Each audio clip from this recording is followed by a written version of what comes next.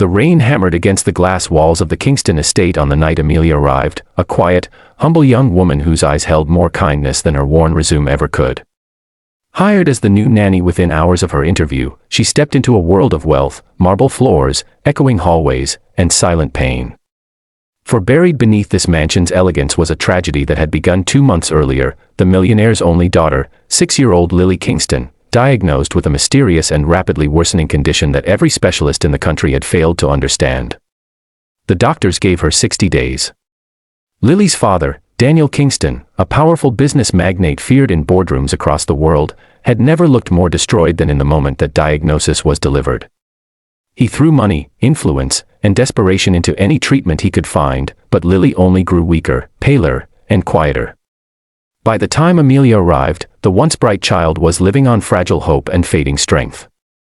But Amelia had a warmth that seemed to melt the cold tension of the house from the moment she stepped inside.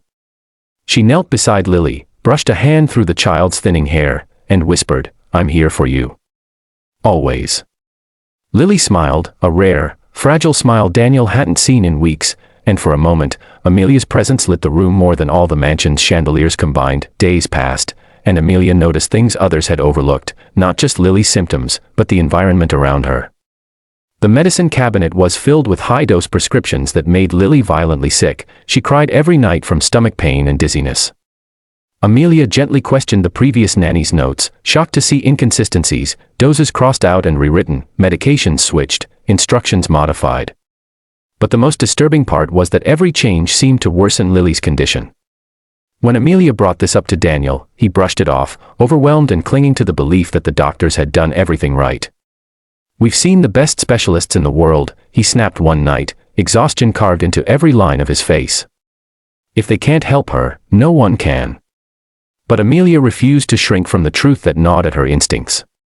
She noticed the pattern. Lily worsened after every evening pill, a pill administered not by doctors, not by nurses, but by Marianne, the long-trusted housekeeper who had worked for the Kingstons for 15 years. Kind, quiet, always gentle, Marianne was the last person anyone would suspect. But Amelia sensed unease in the way Marianne watched her, the way she seemed oddly protective of the medicine drawer, the way her expression twitched whenever Lily improved even slightly under Amelia's care. One night, Amelia heard footsteps outside Lily's room after midnight. She pretended to sleep on the sofa beside Lily's bed, but kept one eye open. Marianne cracked the door, holding a small vial, not one Amelia had ever seen before. She moved toward the bedside table, reaching for Lily's water glass. Amelia bolted upright, startling Marianne so badly the vial dropped and rolled across the floor, clinking into the moonlight. "What is that?" Amelia demanded.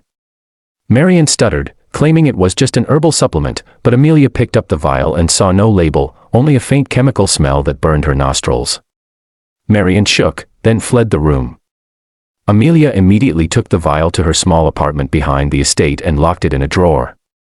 She barely slept, her mind racing.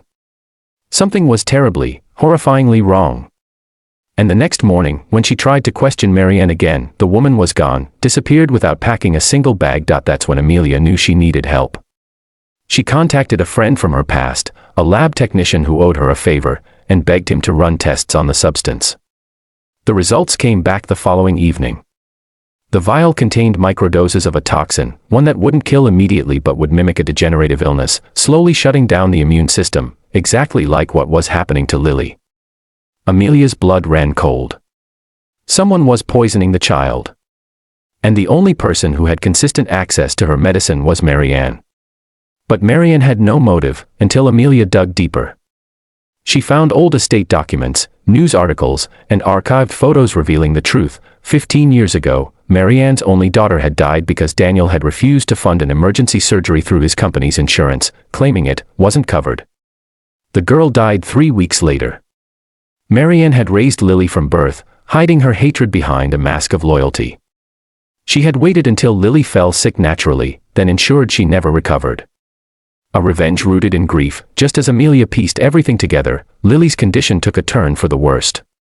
She collapsed while painting in the garden, her tiny body convulsing in Amelia's arms. Daniel arrived moments later, pale with terror. "Help her," he cried, his voice breaking for the first time. Amelia grabbed the remaining pills from Lily's drawer and confronted him in the hallway. "These aren't her medicine," she said, shoving the bottles into his hands. "She's being poisoned." Daniel's disbelief shattered when Amelia revealed the toxic vial and the lab report. His face drained of color as the full weight of the horror settled into his chest. Someone under his roof, someone he trusted, had been destroying the only person he loved more than anything. Amelia and Daniel rushed Lily to the hospital, bringing the evidence with them. The doctors worked through the night, flushing the toxins from her system, reversing the damage with aggressive treatment now that they finally knew what they were fighting. For the first time, Lily's vitals stabilized. At dawn, a doctor walked out with a hopeful smile. Lily would live. Daniel collapsed into a chair, sobbing, deep, broken sobs that echoed across the sterile hallway. Amelia placed a comforting hand on his shoulder, and he whispered, "You saved her," when everyone else gave up. But Amelia looked toward Lily's room and smiled softly. She saved herself. She's stronger than any of us realized. The police found Marianne 2 days later at a bus station. She confessed everything, tears streaming down her face, not from guilt, but from old, unhealed pain. Justice was served, but Daniel could not hate her. He only mourned the system that had failed both daughters in different ways. Weeks later, Lily was running around the garden again, her laughter ringing like bells across the estate. Daniel transformed as well, less hardened, more human. And Amelia, once a simple nanny with no expectations, became someone irreplaceable. On the day Lily returned home officially cured, Daniel held a small celebration with the household staff, and during his speech, he turned to Amelia with gratitude in his eyes. "There were 2 months left on my daughter's life," he said softly. "But this woman gave her a future. A lifetime." Lily ran up to Amelia and hugged her tightly. "You're my angel," she whispered. Amelia wiped a tear, realizing she had found something far more important than a job. She found a family she never knew she needed. And as the sun set behind the Kingston estate, painting the sky gold, Amelia felt peace, hope, and new beginnings all around her. The tragedy had become a miracle because she had dared to question what everyone else accepted. Because she had listened to her heart. Because she refused to give up. And dear viewers, if you want more stories filled with emotion, mystery, inspiration, and unbelievable twists, make sure you subscribe to the channel, like the video, and share it with someone who loves powerful storytelling. Your support helps bring more incredible stories to life.